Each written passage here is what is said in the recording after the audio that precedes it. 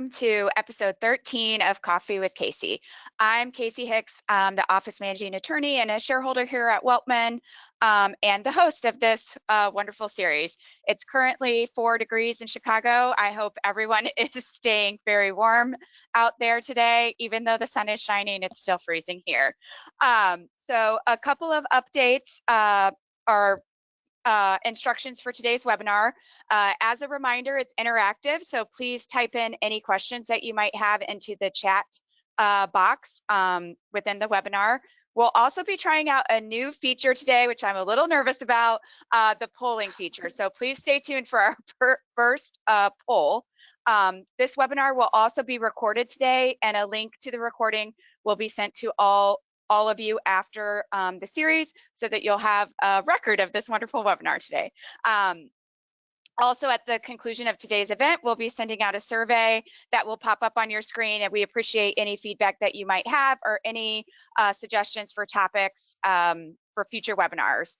We plan to conclude today by 9 a.m. Central, 10 a.m. Eastern, and I am very happy to welcome back Laura to Coffee with Casey.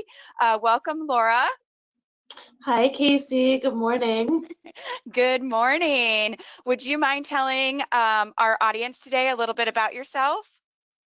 Yeah, my name is Laura Alms. I am a native Illinoisan. I was born and raised in a small town west of the Chicago suburbs near DeKalb called Maple Park. I'm sure that none of you have heard of it, but it's a very nice little place if anyone ever has time to visit.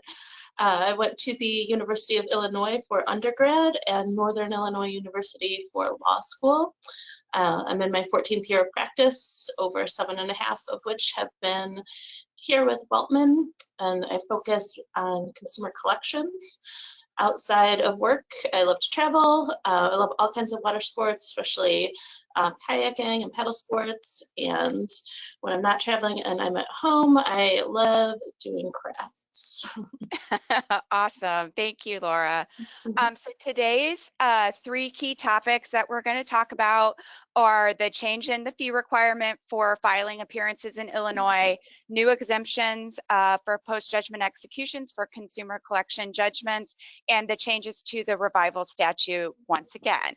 And with that, we have come to our first poll of the day. So what is everyone drinking out there, coffee or tea? And while everyone's answering, Laura, what do you have in your cup today? In my Coffee with Casey cup, I do have coffee. Me too. Much needed hot coffee today. Yes, exactly.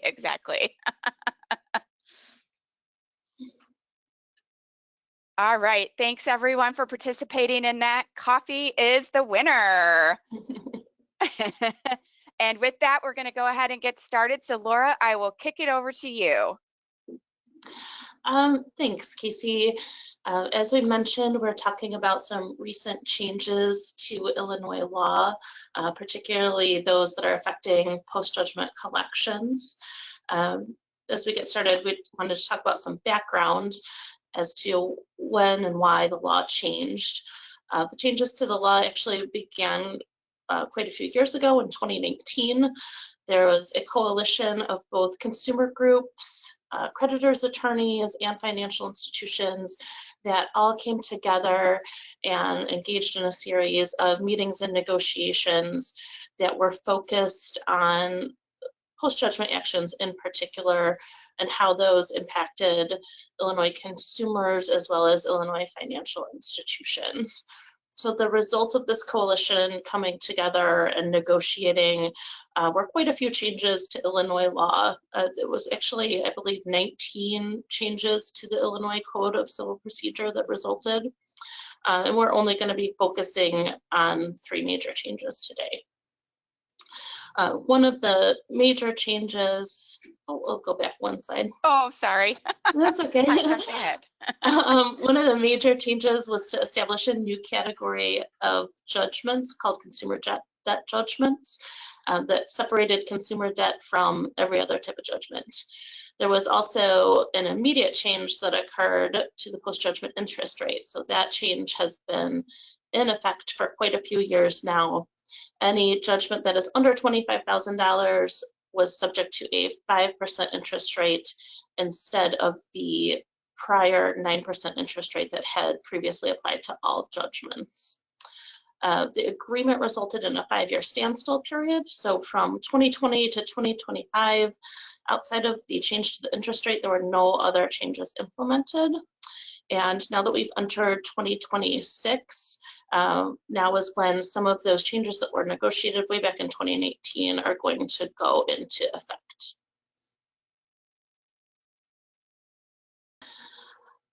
Areas of impact to changes in legislation is everybody, financial institutions, consumers, and legal practitioners.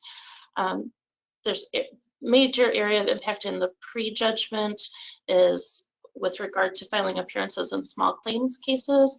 Almost all of the other changes apply to post-judgment, some of which you may already be familiar with: citations to discover assets, non-wage garnishments, such as those to employers, banks, revivals of judgments, and exemptions. And Laura, I think we might get to this in one of the next slides, but can you just explain a little bit for the non-attorneys on the call what exactly an appearance is? Sure. So when a lawsuit is filed, we serve the defendant in the lawsuit, and in order for the defendant to appear in court, they need to file an appearance, and previously they had to pay a fee that was associated with that appearance. So if you didn't file your appearance, you weren't considered participating in the litigation and you could be found in default.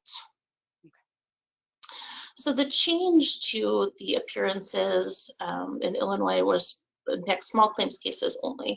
So a small claim is any civil claim that's filed where the total amount of the claim is less than $10,000. And as we touched on, prior to changes to the code, all litigants in small claims proceedings were required to file an appearance and then pay a fee that was associated with that appearance, typically $200 to $350 or so, depending on what county the person was in.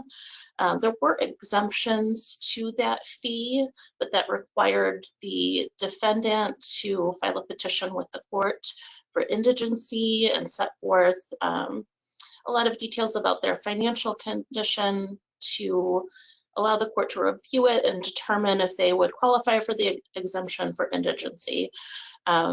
Typically, the court would have to have an entire another hearing on that indigency petition to determine if the person qualified, and a lot of times they did not, and they would be required to pay the fee anyway.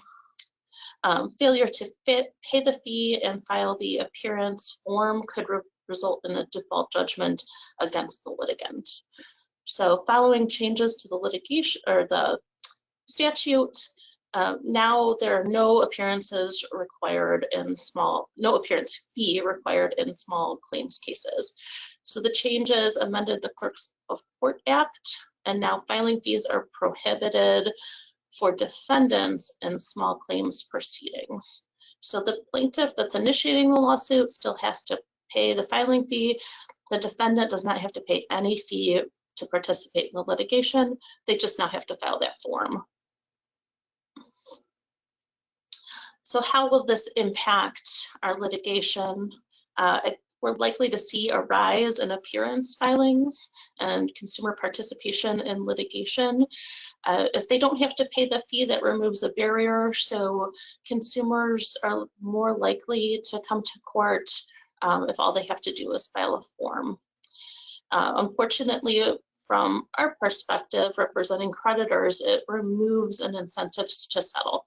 So previously, we may have been able to approach a consumer and say, you know, rather than applying that $200, $350 to your appearance fee, let's work out a payment plan and you can save that money and apply it to your debt so that your debt goes down rather than just paying that fee. So it removes that incentive from our perspective. Some other potential impacts: courts may not enforce the requirement to file the appearance form at all. So people may be able to appear in court without filing anything and avoid default judgment So leading to a reduction in default judgments, and we likely may see more cases set for trial. That's exactly what I was just going to add, Laura, since in Illinois for small claims, we cannot move forward with motions for summary judgment without leave of court. So there will be probably more trials set with this increase in appearance filings. All right, lots of good information there, Laura. Let's move on to our next topic, topic number 2, the change for exemptions for post-judgment executions. First, we wanted to start out with defining what consumer debt judgments are.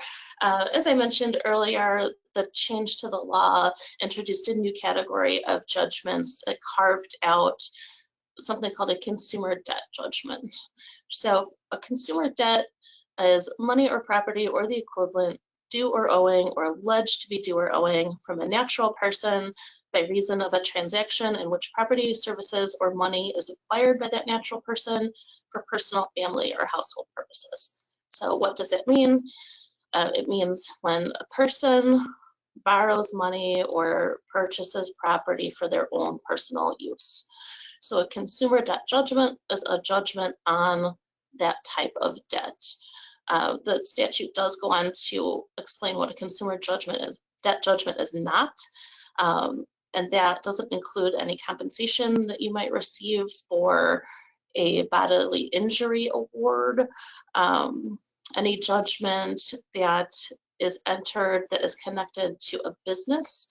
So if you have a business loan and perhaps you're a personal guarantor on that loan and judgment is entered, it's not a consumer debt judgment merely because you have a personal guarantee attached to that. It's still considered a commercial debt.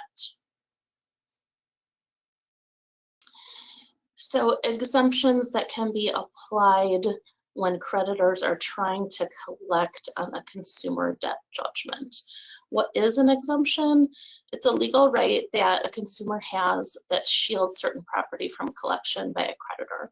So if we have a judgment and we're attempting to collect it, the consumer is allowed to exercise a right that says this particular property or money is shielded by law and you can't collect it right now. It impacts all types of post-judgment proceedings. The Act significantly expanded the exemption law. It provides additional protection to debtors, and there are certain exemptions that are going to be applied automatically, which we will go into shortly. It also provided additional warnings to debtors. There's more detail in the new Illinois forms that describe for the debtors what their rights are and what exactly is exempt. And it also specifies whether the debt that's trying to be collected is a consumer debt. So the notices now reflect the new exemptions, and they have additional warnings and explanations. We've included just kind of a side-by-side comparison of what the exemption portion of a bank citation used to look like under the old Illinois form and what it looks like under the new form now. So just at a glance, you can see that the exemptions are laid out in more detail and there's more information provided to the debtor. And this document they're served with, right, Laura, when we file a bank citation? That's correct. Both the debtor and the bank will receive this information. So just a few notable changes to the exemptions. The homestead exemption, the prior exemption was $15,000 for an individual, $30,000 for a couple. That is bumped up to $50,000 for an individual or $100,000 for a couple. So that is something that applies to real property. Bodily injury award exemptions up from $15,000 to $22,500. So that would be any funds that were acquired related to a personal bodily injury that was suffered by the debtor. Personal property exemptions, all household goods are now exempt from levy or sale, and the Act provides a list of all of those personal property and household goods. And there is an exception for items having a resale value over $5,000. So if you have a personal property item that has a resale value over $5,000, the creditor can petition the court and obtain court permission to try to collect on that asset. Continuing with a few more changes, motor vehicle exemption has been upped from $2,400 to $3,600. So that provides greater protection for a portion of a vehicle's value. This was considered by those representing consumers important, especially for individuals who are working and rely on personal transportation. Tools of the trade was upped from $1,500 to $2,250, and that would be anything that a consumer may use related to a commercial purpose, something for their business, equipment, business books, and other instruments that would be related to their job.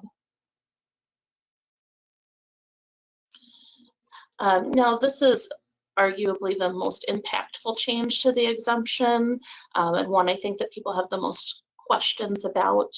The wildcard exemption changed dramatically.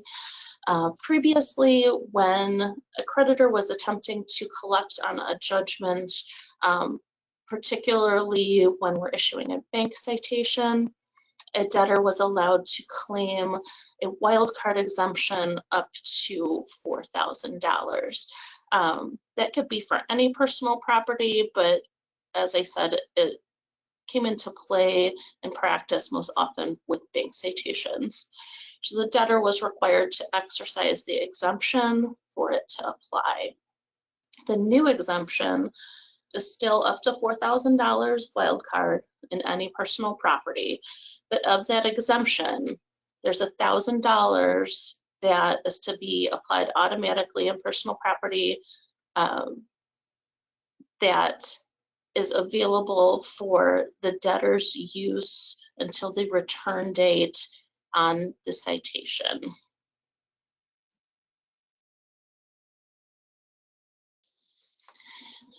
So, does this $1,000 automatic exemption bar the creditor from obtaining a turnover of the $1,000 of funds? And the answer is no. So the automatically exempt funds are available for the debtor to use up until the return date. So those funds can be accessed for any kind of personal purchases that the debtor may use from their bank. For the debtor to have those funds released to them, the debtor actually has to take some affirmative steps. So the debtor has to actually claim those funds under the wildcard exemption, and they have up until the return date to do so. If the debtor does not take any affirmative steps and does not claim those funds, then those funds become eligible for the creditor to collect as of the return date. We do have a question that came in, Laura. And as you know, sometimes we file multiple bank citations against one debtor in a case at the same time. So the question is, of this $4,000 wildcard exemption, is that for one bank or is that for the entire case that can be claimed only once? That's for the entire case. So if you have a series of financial institutions that maybe they all have $4,000 frozen, the debtor can only claim up to $4,000 total. So if they've claimed $4,000 at one institution, they don't get to claim it again and again and again. It's just a one-time cumulative up to $4,000. Great question. Yes, and since this is a big change, we do have an example of how this, potentially might work that Laura's going to talk about right now. So in our example, a financial institution is served with a citation on February 1st. On the date that the citation is served, the funds in the defendant's account total $6,000. And we've specified that those are deposits from defender's employer, just to make clear that these are going to be funds that would be available to the creditor. They're not protected under any other type of exemption. The return date on the citation is February 14th, and the total judgment amount is $7,000. So under the new statute, the financial institution can still freeze up to twice the amount of the judgment. So in this case, our judgment amount of $7,000 can freeze up to twice that amount. The automatically exempt funds of $1,000 are not subject to the creditor's lien, so they should be available for the debtor's use up until the return date. That does not mean that they're automatically released to the debtor. So that $1,000 will stay at the financial institution available for use until some affirmative step is taken. So they'll stay there until they're used by the debtor or until they're claimed as part of the wildcard exemption. So if the debtor claims their full wildcard exemption, the exemption is comprised of a total of $4,000. So that includes the automatically exempt funds. The automatically exempt funds are not in addition to the $4,000 wildcard. So it's not $1,000 plus the $4,000, it's $4,000 total. And in this case, if the debtor failed to claim their wildcard exemption, any unused portion of that $1,000 that is automatically exempt then becomes subject to a turnover to the judgment creditor. So if the debtor hasn't taken any steps, that becomes available for a creditor's attorney to go in and ask for a turnover order. So for example, if the debtor uses $500 of the automatically exempt funds prior to the return date, and they do not ask for the remainder as part of their wildcard exemption, there's $5,500 left in the account that would be subject to turnover. Great. That was a great example, Laura. I think that laid it out very well for all of us. And that brings us to our next poll. So how did everyone hear about our webinars? We're anxious to hear. And after everyone answers this one, then we're going to be jumping into our third topic for the day.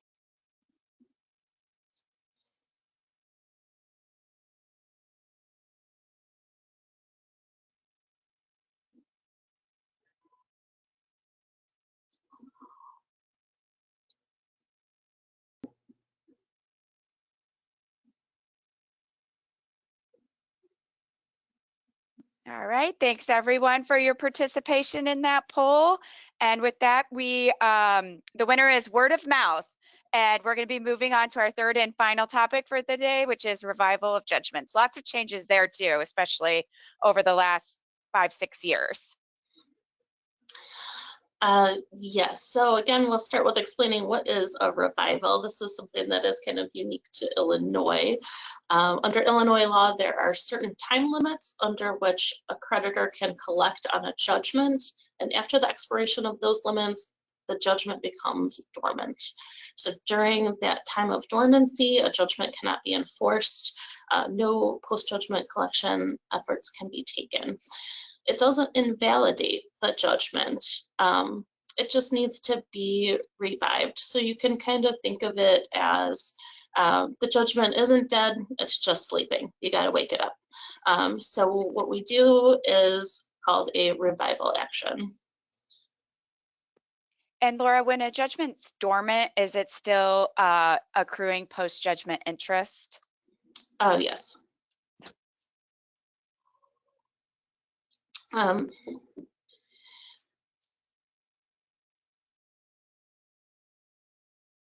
Oh, sorry. It's okay.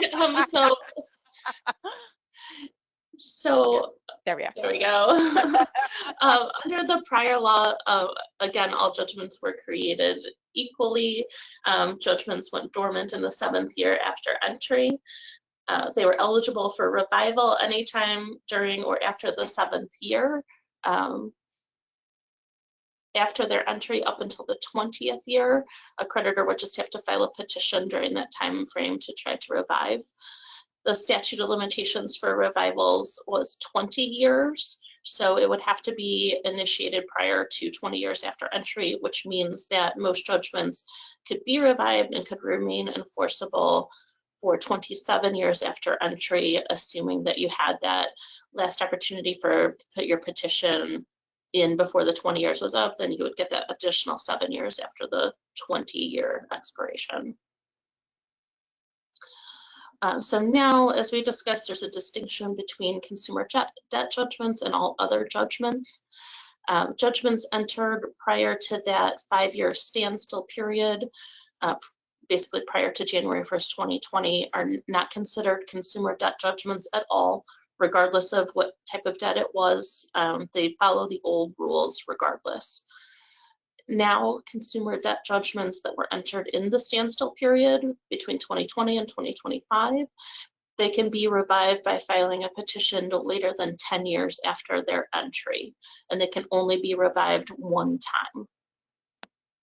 Consumer debt judgments entered after the standstill period, basically after January 1st, 2026, are enforceable for a period of 15 years with no further revival permitted. So that greatly simplifies the revival process from 2026 forward for consumer debt judgments. It's just very simple. They're enforceable for 15 years, and that's it. And since we've had all these changes for revivals of judgments, Laura was very kind and put in this handy dandy little cheat sheet here, so you can check and see like when your judgment was entered and when it would have to be revived if you can revive it. So keep track of that slide. Very helpful information there. And I'm going to be posting that in my office because there's a lot of moving parts to that. There's a lot to keep track of. Yes, exactly, exactly. And with that, that brings us to the conclusion of our webinar today. So we'd be very excited if you would connect with us on social media. Weltman has pages on LinkedIn, Facebook, TikTok, YouTube, and Twitter. I mean X. And if we know we covered a lot of information today, there's a lot of changes here. So if you have any questions, we'd love to hear from you. Here's our contact information here. It'll also be provided in the slides that you get with a copy of today's presentation. And as I mentioned at the beginning, a survey will pop up on your screen once we conclude. We'd be very appreciative of your feedback. And if you have any topics that you'd like to hear us discuss in the future, we'd love to hear your ideas. The next episode, episode 14, will likely be in April. So stay tuned for that date and topic. And with that, thank you very much. I hope everyone has a great day and stay warm. Thank you so much, Laura. Thank you, Casey. Okay, bye everyone.